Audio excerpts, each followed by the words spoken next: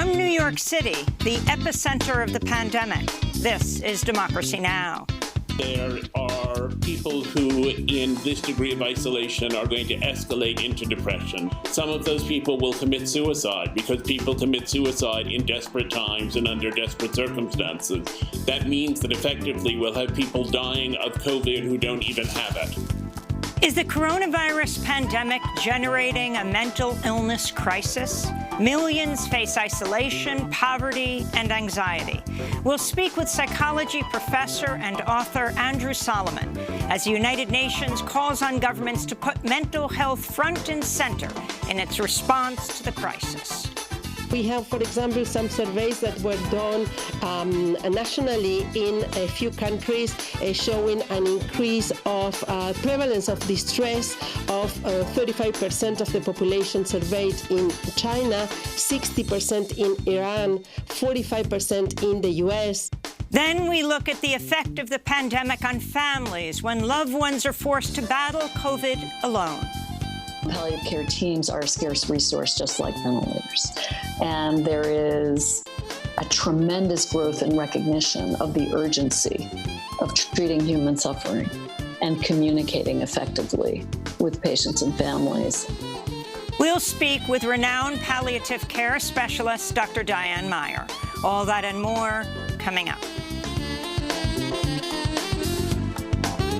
Welcome to Democracy Now!, democracynow.org, The Quarantine Report. I'm Amy Goodman. The World Health Organization warned Wednesday the novel coronavirus may never go away as the global death toll from COVID-19 nears 300,000. Dr. Mike Ryan, executive director of the World Health Organization's Health Emergencies Program, said unless an effective vaccine is developed and distributed globally, COVID-19 could join other diseases like AIDS and influenza as a permanent fixture in the human population. This virus may become just another endemic virus in our communities, and this virus may never go away. HIV has not gone away, but we've come to terms with the virus, and we have found the therapies and we've found the prevention methods. Meanwhile, the United Nations warns the coronavirus pandemic's generating a mental illness crisis as millions face isolation, poverty, and anxiety. Domestic violence is rising. Health workers are reporting an increased need for psychological support. After headlines, we'll speak with psychology professor and writer Andrew Solomon, as well as palliative care specialist Dr. Diane Meyer. On Capitol Hill, ousted U.S. vaccine chief Dr. Rick Bright is testifying today before the House Committee on Energy and Commerce. In prepared remarks submitted to Congress, Dr. Bright warns, quote, without clear planning and implementation of the steps that I and other experts have outlined, 2020 will be the darkest winter in modern history. In a whistleblower complaint, Dr. Bright says he was forced out of his job at the Department of Health and Human Services after he resisted the Trump administration's promotion of untested treatments for COVID-19. The Daily Beast reports President Trump is pressuring officials at the Centers for Disease Control and Prevention to change their COVID-19 death toll methodology in order to produce a lower figure.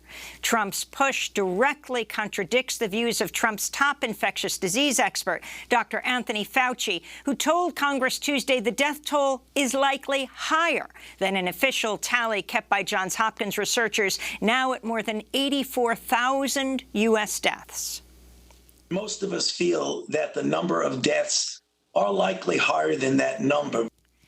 On Wednesday, President Trump criticized Dr. Fauci over his congressional testimony, questioning Fauci's assertion that school children might not be safe returning to classrooms in the fall. Look, he wants to play all sides of the equation. Well, I was surprised by his answer, actually, because, it's just, to me, it's not an acceptable answer, especially when it comes to schools. Wisconsin's Supreme Court has struck down a remain-at-home order backed by Democratic Governor Tony Evers, throwing efforts to stem the spread of COVID-19 in Wisconsin into chaos. The court's conservative majority ruled 4-3, declaring Governor Evers' safer-at-home policy unlawful, invalid, and unenforceable. Within hours, some Wisconsin bars reopened, filled with patrons for the first time since non-essential businesses were closed on March 25th. Wisconsin's Lieutenant Governor Mandela Barnes tweeted in response, quote, "Disappointed but not surprised. They put lives at risk by forcing an election. Of course they were going to double down. It's like no lives matter. This is bad," Lieutenant Governor Barnes tweeted. Officials in Wisconsin's two most populous areas, Milwaukee and Dane County, say they'll continue to enforce remain-at-home orders locally. The Labor Department releases its latest unemployment numbers this morning, with economists predicting another 2.5 million initial jobless claims were filed over the week ending May 9th. The coronavirus crisis has so far pushed about 28 million U.S. workers to file for unemployment benefits. On Wednesday, Federal Reserve Chair Jerome Powell warned the U.S. economy may face an extended crisis unless Congress provides a massive new round of economic relief. The scope and speed of this downturn are without modern precedent, significantly worse than any recession since World War II. We are seeing a severe decline in economic activity and employment, and already the job gains of the last decade have been erased. At the White House, President Donald Trump said Wednesday a $3 trillion coronavirus relief package introduced by House Speaker Nancy Pelosi is dead on arrival. Trump cited an election provision that would require states to provide at least 15 consecutive days of early voting. The problem with the mail-in ballots, it's subject to tremendous corruption, cheating. And so I'm against it. And if you look at the bill that Nancy Pelosi is putting in, has a lot to do with elections, and that we're not going to lose elections because of that. President Trump himself votes by mail. On Capitol Hill, Florida Republican Senator Rick Scott said Wednesday he opposes a key provision of Democrats' proposed coronavirus relief bill, $1 trillion in aid to state, local, and tribal governments hard hit by the pandemic. We are bailing out liberal politicians who cannot live within their means, and now we are asking Floridians to pay for the incompetency of governors like Andrew Cuomo. Some progressive advocacy groups are calling on lawmakers to vote down the House coronavirus relief bill, saying it doesn't go far enough. In response, Congressional Progressive Caucus co-chairs Pramila Jayapal and Mark Pocan have called on Speaker Pelosi to delay Friday's planned vote till next week. Progressives are demanding amendments including paycheck guarantees for workers and an expansion of health insurance to the unemployed. In New Mexico, new data show half of those who've died of COVID-19 are Native American, even though they only make up 11% of the state's population. This comes as nearly 60% of people testing positive for the coronavirus in New Mexico are also indigenous.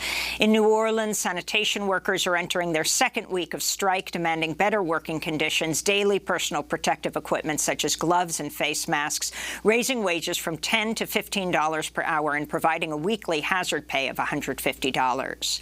In China, health officials are planning to test all 11 million residents of the city of Wuhan for the novel coronavirus by the end of the next week, after 6 new coronavirus cases were confirmed over the last 2 days. China had reported no new cases in over a month in Wuhan, where the novel coronavirus appears to have emerged late last year.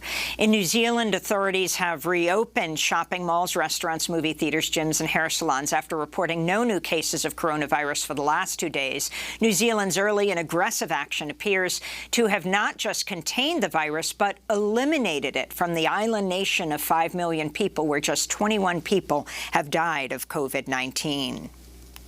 In Mexico, dozens of frontline nurses in Mexico City and the city of Texcoco held protests Wednesday, demanding the government provide them with proper personal protective equipment. This is one of the nurses. We haven't been given personal protective equipment, masks or N95 masks, less still goggles. We are purchasing all of our equipment. It's quite expensive, and they don't last for more than a week, and we can't have those expenses. And we can't continue to risk ourselves with using the bad quality equipment we are being given here. Mexico now has over 40,000 known cases, an official death toll of over 4,200. Despite a surge in cases, officials are preparing to slowly reopen Mexico's economy beginning May 18th. President Trump's disgraced former campaign chair, Paul Manafort, was released from prison Wednesday and will serve the remainder of his sentence under home confinement. Manafort's lawyers successfully argued his health and age made him especially vulnerable to contracting COVID-19 in prison. Meanwhile, Democratic Congress members Deb Haaland of New Mexico and Raul Grijalva of Arizona are urging the Trump administration to release Native American rights activist Leonard Peltier from federal prison and grant him clemency. Peltier is a former member of the American Indian Movement who was convicted of killing 2 FBI agents during a shootout on South Dakota's Pine Ridge Indian Reservation in 1975. He's long maintained his innocence. Leonard Peltier suffers from heart problems and diabetes. His supporters point to a Federal Bureau of Prisons program allowing the early release of elderly prisoners and people with underlying health conditions during the pandemic. So far, only 2,500 federal prisoners have been released to home confinement, even though COVID-19 has already caused the death of at least 340 people in jails and prisons around the United States. Federal agents with a search warrant on Wednesday seized the cell phone of U.S. Senator Richard Burr, chair of the Senate Intelligence Committee. The North Carolina Republican is under scrutiny for selling as much as $1.7 million worth of stock after receiving privileged briefings about the threat of the coronavirus before the pandemic led markets to crash. It's an apparent violation of the Stock Act, the Stop Trading on Congressional Knowledge Act.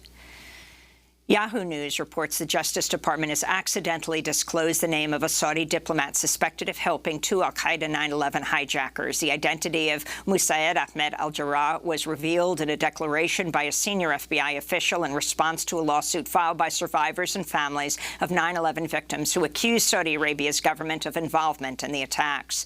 The revelation comes a 2-year intense battle by the Justice Department to keep the name under wraps. In California, Republican Mike Garcia has won a special election for a congressional district north of Los Angeles. Garcia defeated Christy Smith, a Democrat who opposes Medicare for All and California's attempts to adopt a single-payer health care system. The district had been held by a progressive Democrat and supporter of Medicare for All, first-term Congressmember Katie Hill. She resigned from Congress last October after RedState.org and the Daily Mail published naked images of her without her consent and exposed her affair with a campaign aide. And Costa Rica is set to issue its first same-sex marriage registrations in late May, 18 months after the Costa Rican Constitutional Court gave lawmakers a year and a half to implement the reform. Reuters reports conservative lawmakers Wednesday introduced a motion to delay the court's ruling another 18 months, but it's unclear whether it'll gain enough support. Costa Rica is set to become the first Central American country to legalize marriage equality. And a correction to a figure cited in an earlier headline, the number of initial unemployment claims filed since the pandemic began in early March is expected to top 35 million. And those are some of the headlines. This is Democracy Now!, democracynow.org, the Quarantine Report. When we come back, the United Nations warns the coronavirus pandemic is generating a mental illness crisis.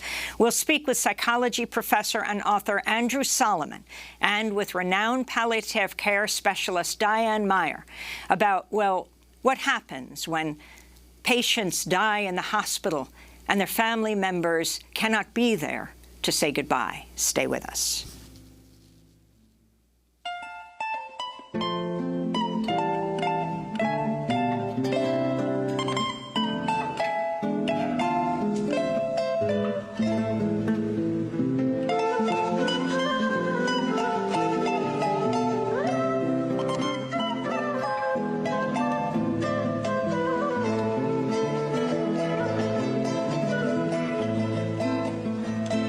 Salí de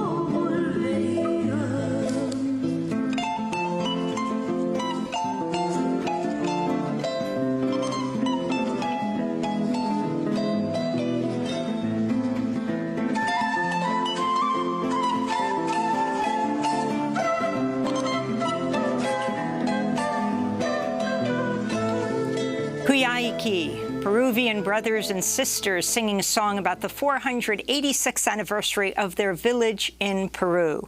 2 are in Miami, 2 in Peru, as they sing alone together.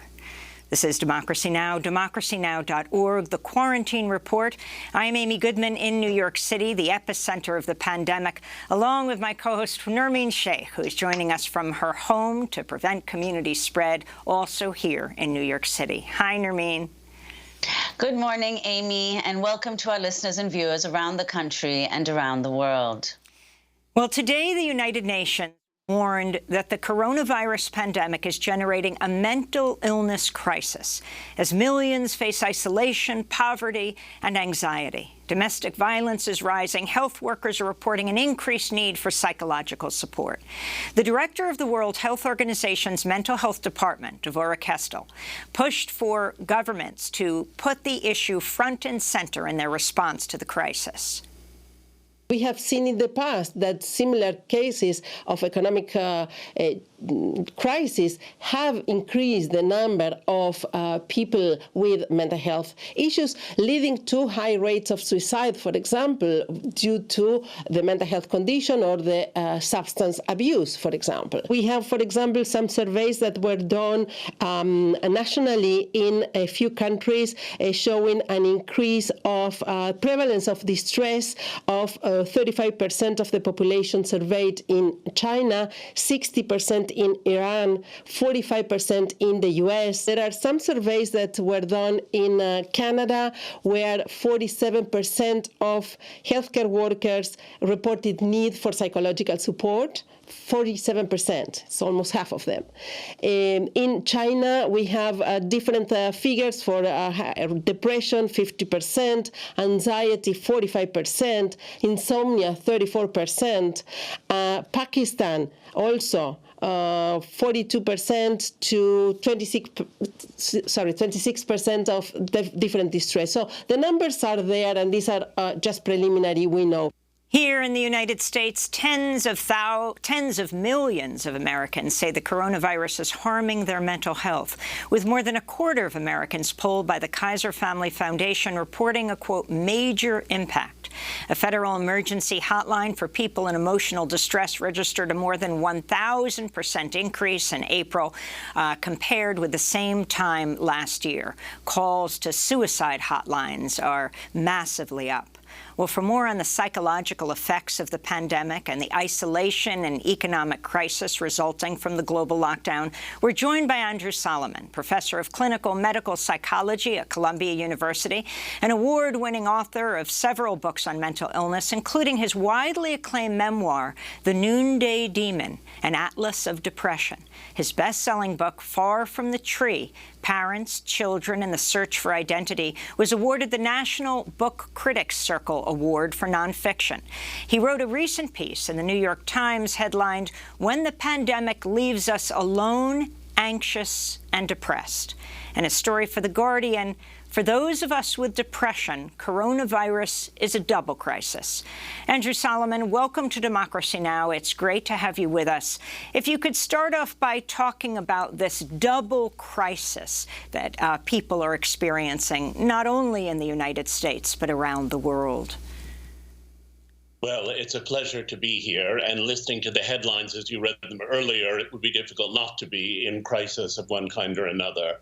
When I talk about a double crisis, I'm talking about these two problems, one of which is that we are all afraid of the virus itself. It feels like the angel of death is waiting outside our front door. It feels like people we know are dying. We're going into, many of us, some form of economic crisis. There's a great deal that's going wrong that's specifically about the virus. And then the other piece of the crisis is that the response to the virus is primarily to shelter at home and to shelter with a very limited group of people or alone. And the isolation is taking a terrible toll. Human beings are social animals, and being reduced, in effect, to either a very small circle of people, which can be stressful, or to total loneliness has additional adverse mental health consequences.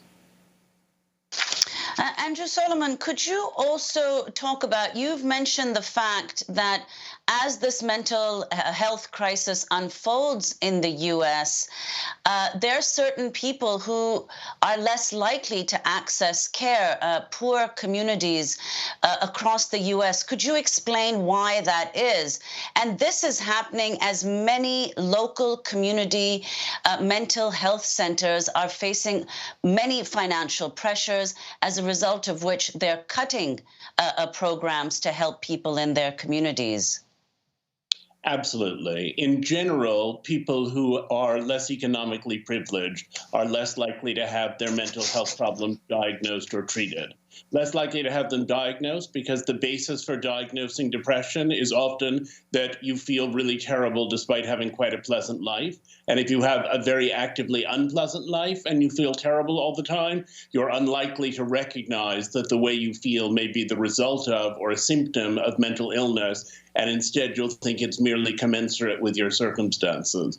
But even for poorer people who are able to get a diagnosis, the lack of access to mental health care remains shocking in the United States. There was a Mental Health Parity Act that went through some years ago. It's full of loopholes. It's a sort of Swiss cheese of an act, and people who don't have decent health insurance and who don't have access to so-called higher quality doctors in teaching hospitals and so on are likely in most instances to go untreated. They can call hotline some of the time. They can sort of patch together little bits of response, but they aren't going to get the kind of steady, focused treatment that might allow them to come away from their mental illness and to emerge better able to contend with the very real challenges they face in the world.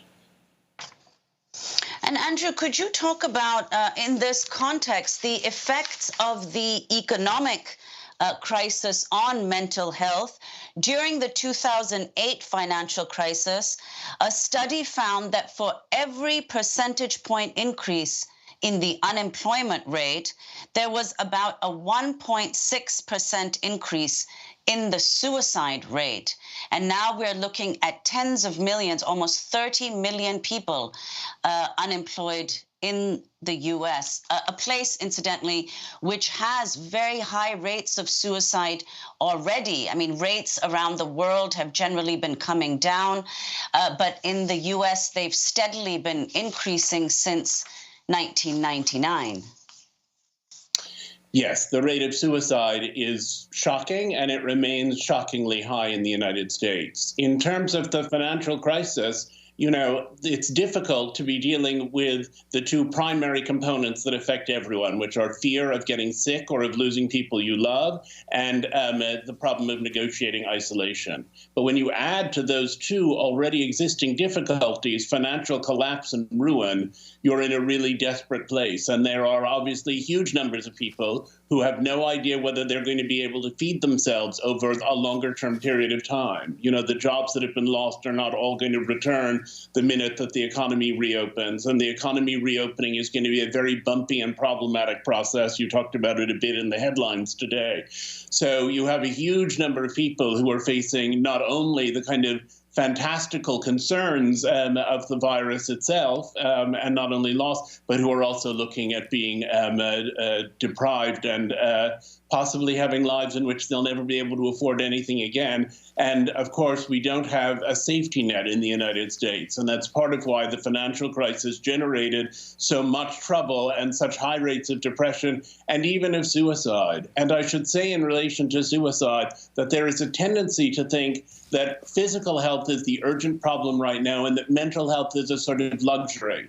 But actually, there are many people who, because they have poor mental health, will be driven either to lives of desperation that may continue to escalate or to acts of suicide. I've already heard about people who already had some degree of mental illness who have found the isolation so difficult and the fear so overwhelming that they have in fact ended up killing themselves. And so that increasing rate of suicide reflects a very stark reality. And for people who are looking also at financial ruin, the temptations of suicide are terribly proximate.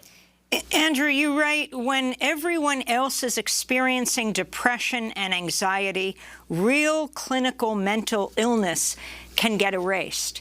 If you can explain what you mean, and following up on your point about suicide, so let's talk about what can be done right now. What are you advising? What are you counseling?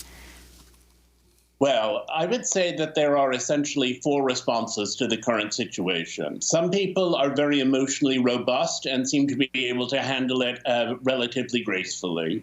Some people are having a bit more trouble and require what I think of as psychiatric first aid. They need to regulate their eating. They need to regulate their sleep. They need not to become complete news junkies 24 hours a day. They need, in a variety of other ways, to moderate their behavior. Then there are people who have never experienced mental illness before, who are being pushed up into mental illness at this moment by the experiences they have. And there we have to look at this very tricky thing, which is how do we separate rational anxiety and distress from a clinical condition? And the line can be very blurry, and it varies from person to person. And finally, we have the people who already had mental illness who are now developing what I've called, and many clinicians call, a double depression, in which underlying depression and anxiety are suddenly now escalated to the complete crisis point, to the point where people are contemplating suicide, to the point where people are unable to function, to the point where people who've lost their jobs are unable to fill out the paperwork to get benefits that they may require. Those are people who have got really serious and problematical mental illness.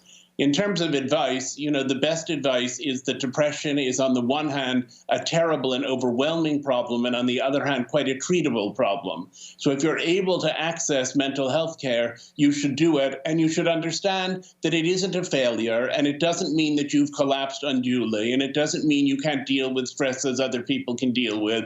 If you're suffering and you're in anguish and you're in pain, there are treatments available, and you should take advantage of them. But that goes back to our earlier point, which is that there are people who are in a good position to take advantage of the mental illness challenges by going to a good teaching hospital, by finding a good doctor, and by taking medication and engaging in psychotherapy. And there are a lot of people for whom those things feel unavailable, and the prospect of trying to access them, even for people who theoretically should have some level of care, is completely overwhelming. So we need very much to try to support those populations.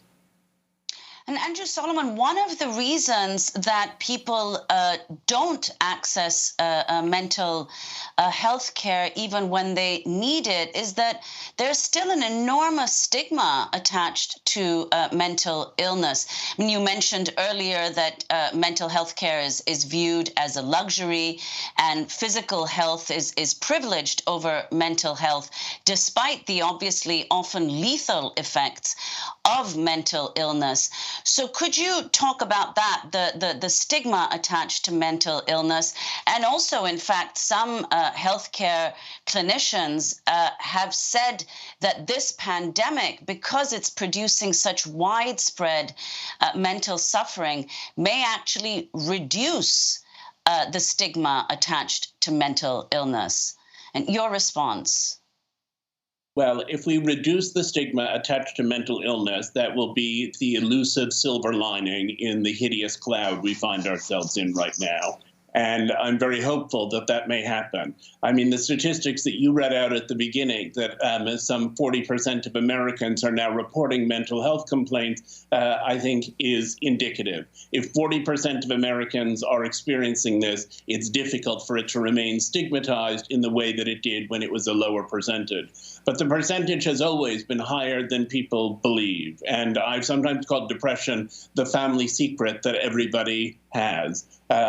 I have found over the years, since I started working on depression, people will say to me, oh, don't you find that people sort of are laughing at you behind your back? Don't you worry about the self-exposure that was involved in writing about your own experience with depression? And my nearly universal experience is that everyone I meet says, I've been so worried about my wife, she's having a really difficult time, or my brother did such and such, or I myself have been in treatment, but I'm not sure I'm getting the right treatment, that this is really all over the place and that it touches everyone.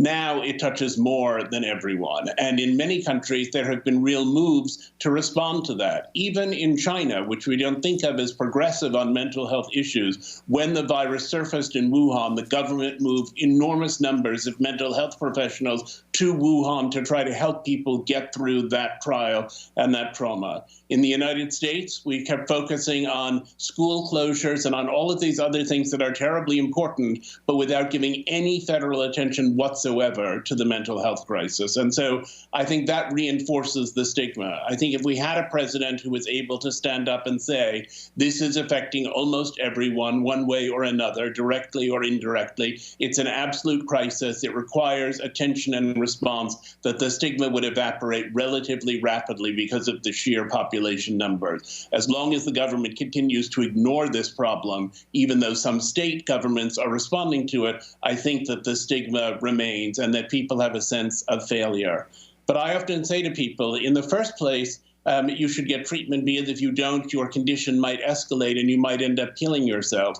But in the second place, you should get treatment because right now you're 37 years old and you're never going to be 37 years old again. And if you use up the next year feeling terribly depressed, you're going to have years and years ahead of you of having to negotiate the aftermath of that depressive episode and having a possibly recurrent depression. And you're going to have missed the year when you were 37 and when you really needed your resources to deal with isolation and to deal with losing people you love and to deal with financial crisis. And we can't afford not to be at our strongest and best as we deal with those very real and immediate problems. We're talking to Andrew Solomon, professor of clinical medical psychology at Columbia University, award-winning author of the books Far from the Tree, Parents, Children, and the Search for Identity. In a moment, we're going to talk with him about children dealing with this pandemic, and also his book, The Noonday Demon, an Atlas of Depression. I wanted to ask you about the doctor who took her own life, a top ER doctor in April who treated coronavirus patients in New York, died by suicide. Dr. Lorna Breen was the medical director of the emergency department at New York Presbyterian Allen Hospital, but had been staying with her family in Virginia at the time of her death. She herself had contracted the coronavirus and had to leave her position to recover from the illness. Her family blames her job for her death. Her dad, in an interview, she had described harrowing scenes from the hospital, said, "Make sure she's praised as a hero because she was," said her father, Dr. Philip Breen. He added, "She's a casualty just as much as anyone else who has died." Andrew Solomon, can you comment on her death and the pressure that healthcare professionals are facing right now? You refer to this saying, we're used to dealing with sick people and seeing terrible things, talking about doctors and nurses, but what's devastating with COVID is the sheer volume. It's like drinking from a poisonous fire hydrant. Well, I think that the first thing to say is that she was a hero and that we should all be breathless with admiration for somebody who is willing to work so hard in this area in which, relatively speaking, there are still so few thanks, and who was willing to put herself on the line until she got to the point of that despair.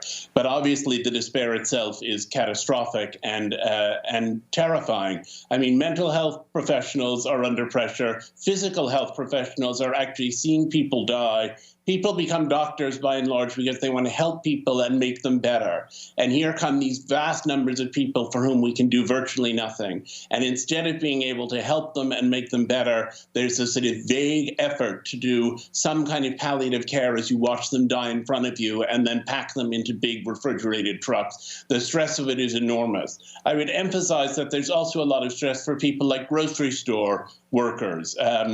There's a lot of stress for people who are in any of the areas in which there's a lot of exposure. And the stress is partly vulnerability to the illness.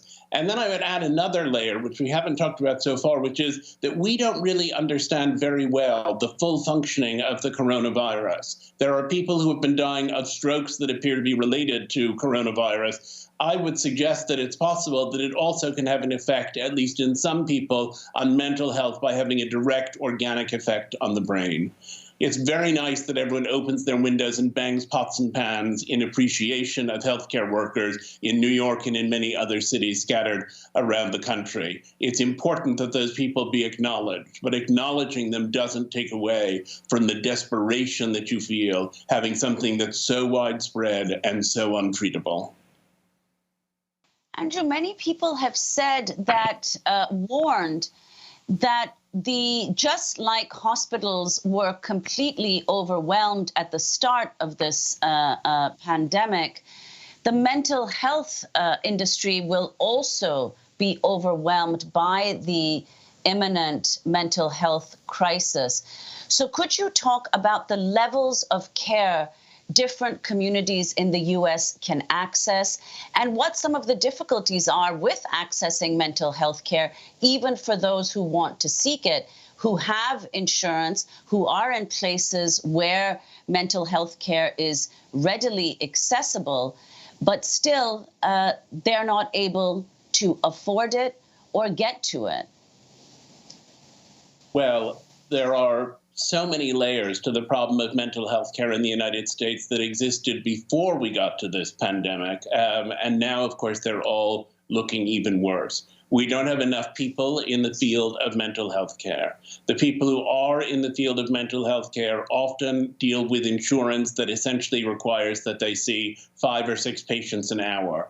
You can't understand what somebody's mental health problems are in 10 minutes, much less figure out an appropriate means of treatment.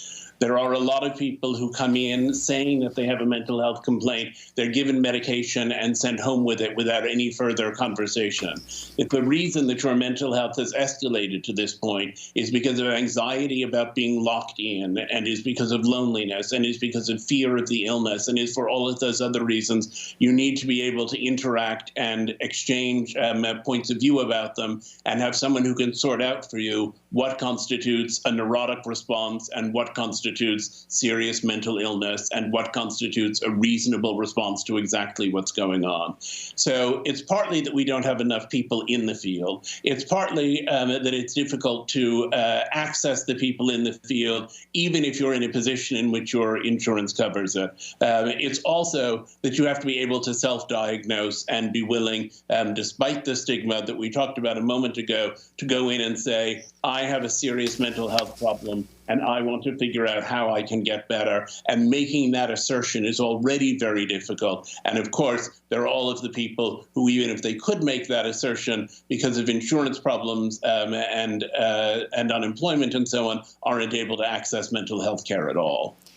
Andrew Solomon, you've warned that people with pre-existing pulmonary illnesses drop dead of the thing.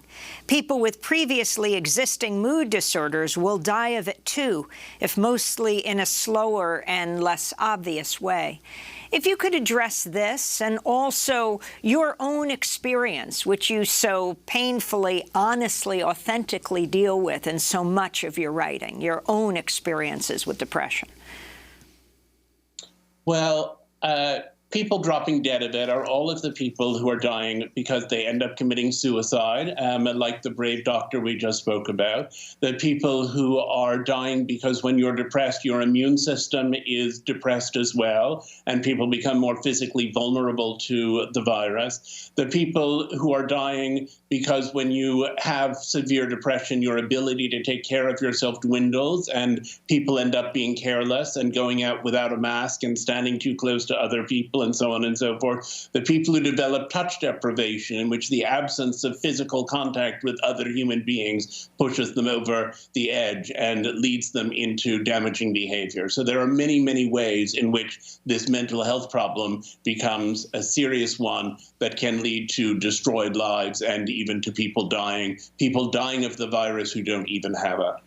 My own experience historically is that in 1994, a few years after my mother died, I developed a very acute and serious depression. I didn't recognize it for what it was at the time. I was determined, because of the stigma, I suppose, that I would deal with this on my own. And I eventually reached the point at which I was almost unable to do anything. And I was lying in bed, unable even to pick up the phone and ask for help. And then I finally realized something had to be done. And so I went and I sought treatment. And then, like so many other people, I sought treatment and I thought, okay, I'm fine now. And I went off the treatment and I plummeted again and I went back on treatment. Depression is a cyclical illness. And once you've acquired it, you're likely to have episodes over and over again. And what I would always say is that the opposite of depression is not happiness, but vitality.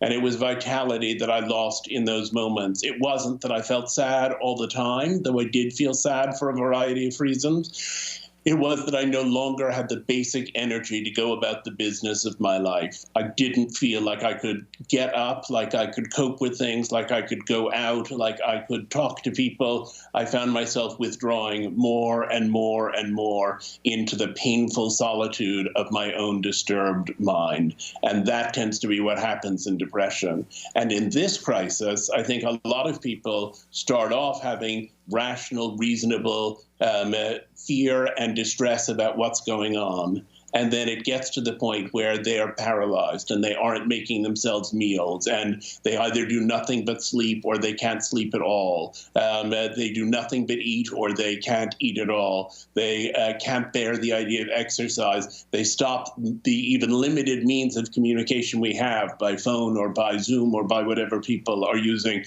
and withdraw socially from their surroundings. Those would be some of the signs through which one could recognize the beginning of a depression. If you feel you're not functioning well because of the way you feel, it may very well be depression. If you just feel upset, it may very well be a rational response to this tragic time. Well, Andrew, before we conclude, I'd like to ask about the impact of this pandemic on children. Initially, it seemed that there was possibly one saving grace, which was that children didn't appear to be vulnerable.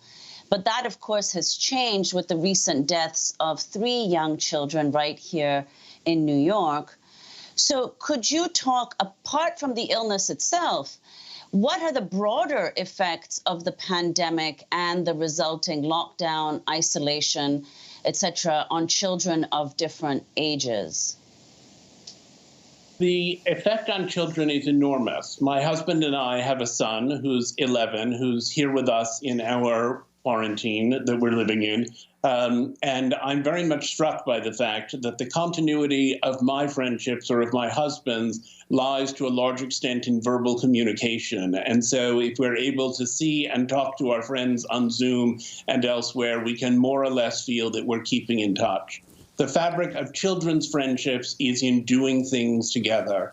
And so children who are deprived of the ability to do things together don't have that much to say to one another when they call one another. And so their friendships themselves lose some of their fabric and substance. And the children are therefore missing not only some of the educational opportunities of school, but also the social situation of school. And I think if we do this for a year, and my son, who was 10 when we started, ends up being nearly 12 by the time that we're finished, what are the modes of development that he will have missed?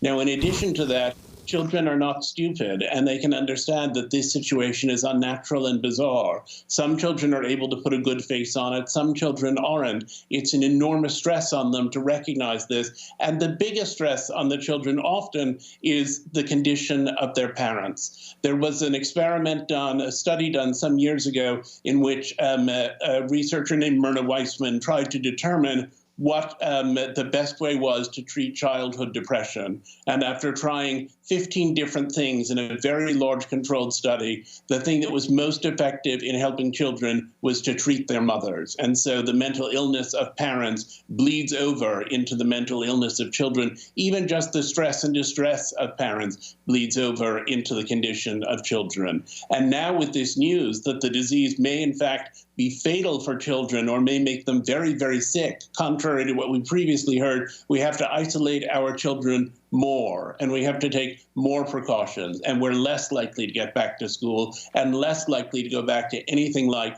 what our children had come to experience as normal life. And that's a very toxic situation psychologically, as well as an anxiety-producing one physically. Andrew Solomon, we thank you so much for spending this time with us. Author, professor of clinical medical psychology at Columbia University. We're going to link to your pieces in the New York Times, headlined, "When the Pandemic Leaves Us Alone, Anxious and Depressed." In The Guardian, "For those of us with depression, coronavirus is a double crisis." In the United States, the National Suicide Prevention Lifeline is 1-800-273-8255. That's 1-800-273-8255. This is Democracy Now!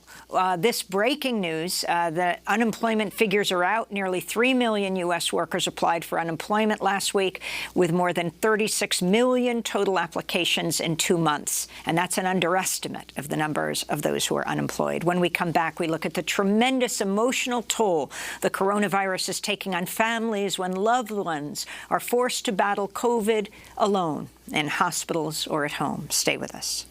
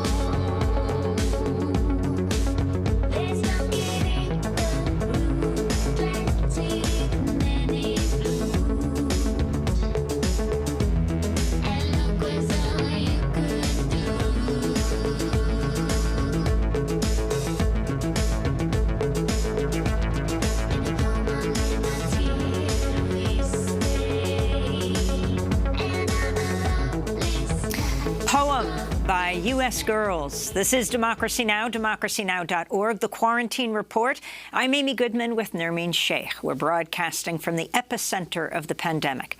As we turn now to look at the tremendous emotional toll the coronavirus is taking on families when loved ones are forced to battle COVID alone in hospitals or at home. The virus is so contagious that hospitals have been forced to ban family members from tending to their sick relatives in person, often making healthcare workers and the staff of the hospital the only human contact for dying patients who are relying on technology to say their goodbyes to their loved ones. These extraordinary circumstances have led to a surge in the need for palliative care specialists, doctors and nurses who focus on relieving pain and supporting patients and their families who are facing such severe, chronic, or fatal illness. For more on palliative care, we're going to Carmel, New York, where we're joined by Diane Meyer, director of the Center to Advance Palliative Care, a professor of geriatrics and palliative medicine at Icahn School of Medicine at Mount Sinai. She helped start a 24-hour palliative care hotline for COVID-19 patients in New York City that served nearly 900 people in a 4-week period. Professor Meyer, it's great to have you back on Democracy Now! Why don't we start off with that big word, with this term palliative care, what it means, and what people all over have come to understand is that you have a patient who is in the hospital or at home, and they're dying alone. Thank you, Amy. It's great to see you again. Palliative care, what is it? I'm so glad you started with that question because that remains the $64 question in our field, and that is that most people, including health professionals, don't really know what it is. And it's very simple. Palliative care is a new medical and nursing specialty. By new, I mean it's about 10 years old, that is focused on the relief of suffering and the best possible quality of life for people living with a serious illness. So you can tell from what I said that it is not solely about the dying. It is about people living with serious illness. So for example, if you have dementia, like Alzheimer's disease, or emphysema and difficulty breathing, or heart problems, or you're on dialysis. Those are all serious illnesses with which people can live and often do live for many years. But those diseases pose a huge burden on ability to function, on symptom burden, and on our loved ones, our family caregivers who help us get through this. And the field of palliative care is about trying to reduce that burden and reduce that suffering, not only on patients themselves, but also on those who care for them.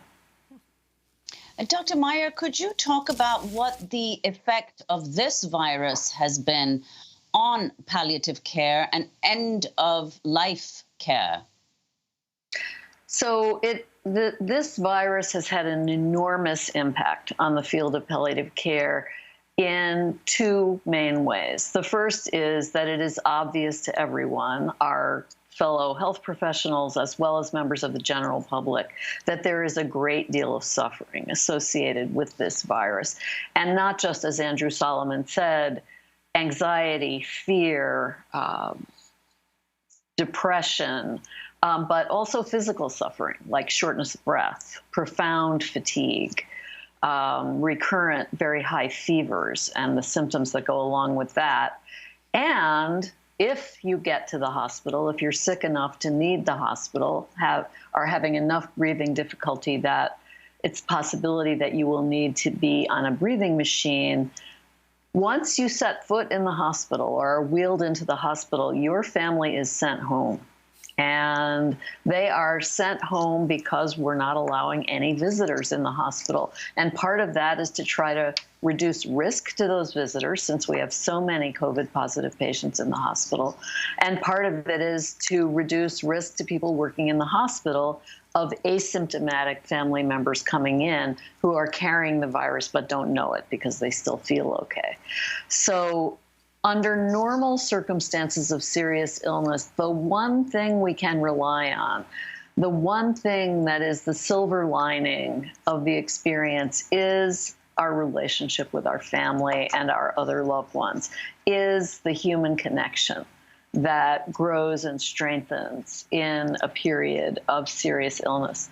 In this pandemic, that's the one thing you're not allowed to have. And I am very concerned, as Andrew Solomon is, that the mental health consequences of people being isolated just when they most need each other, just when they most need their families and their families need them, is going to be enormous. If you can talk about what happens and what you feel needs to happen in the hospital when the patient is dying, their beloved family wants to be with them but can't, both that situation and what is the best way to deal with that, and also the effect on the healthcare professionals who are so overwhelmed, whether we're talking doctors, nurses, the staff of the hospitals already with so many patients. And they also understand they are the last people that this patient will see. So you hit on the three elements that I think are important to focus on. The first is, what is the impact on the patient? The second, what is the impact on family and other loved ones? And the third is, what is the impact on clinicians, healthcare workers who are a witness to this? I guess brutality is one word that comes to mind, because imagining people alone during a time like this feels brutal to think about. So on patients, when we're scared, when we're confused, when we have a high fever, we're having difficulty breathing, the only human beings we see are covered up entirely. They're wearing masks, they're wearing facial shields, they're wearing gowns and gloves. You can barely see their eyes. it is as if you are in contact with Martians, not human beings. And on top of that, in order to protect healthcare workers, every hospital is maximizing the attempt to keep healthcare workers out of the patient's rooms. So, for example, we're setting people up with IVs and pumps that can be put outside the room with very long tubing, so that nurses and other staff do not need to repeatedly enter the patient's room. So not only are they completely covered in personal protective equipment, their time in the patient's room is 90% less than it normally would be. So human contact of any kind is markedly diminished because of this pandemic. And as you pointed out earlier, or as Andrew pointed out earlier, we are fundamentally and biologically social animals. And when you remove all of the warmth and the interaction and the human contact that we evolved to be critically dependent on, the distress and suffering and confusion is inconceivable. Then let's move on to families. Amy, you will remember this, that when families talk to us about looking back on the serious illness or death of a loved one, they always talk about the same two things. One is that their loved one was comfortable, that they weren't in terrible pain or shortness of breath or very agitated. And the second thing they say is, we were all there. We were all there. And that gives tremendous comfort looking back, that when it really counted, we showed up.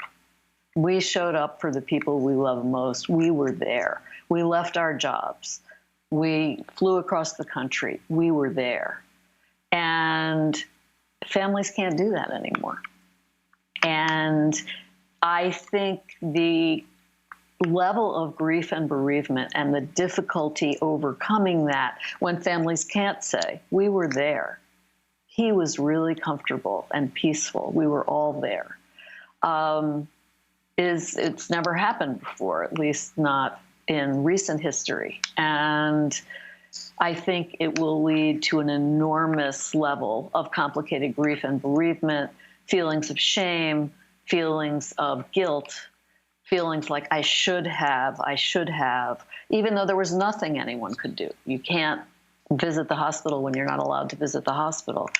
And anything that we in the health professions can do to help overcome that is crucial. And then there's the third group, which is us, doctors, nurses, social workers, environmental services staff, food staff.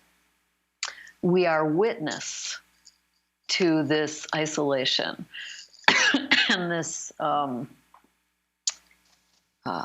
of, I don't know if stigmatization is the right word, but when you isolate someone and you try to keep staff out of the room and you don't let families in because the patient has COVID and no one wants to come, we don't want anyone to come near them, there is a kind of stigmatization that goes with that, and that suggests that the patient has become a danger to others, not only to him or herself, but also to others.